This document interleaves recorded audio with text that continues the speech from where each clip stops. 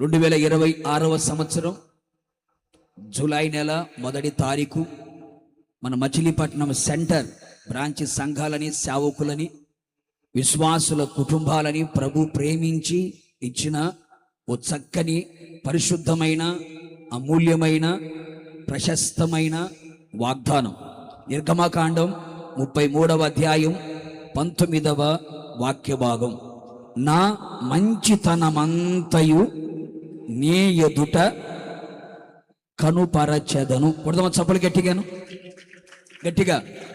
నా మంచితనమంతయు నీ ఎదుట కనుపరచెదను.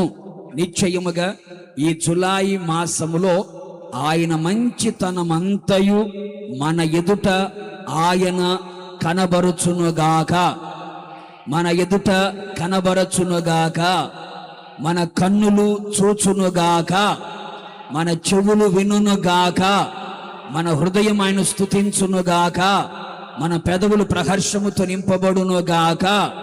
నిశ్చయముగా ఈ వాగ్దాన ప్రతిఫలములని మనమందరము అనుభవించుదుముగాక. ఈ వాగ్దాన ప్రతిఫలము అనుభవించడానికి తగిన యోగ్యత, అర్హత, కృపగల దేవుడు మనకు దయచేయునుగాక.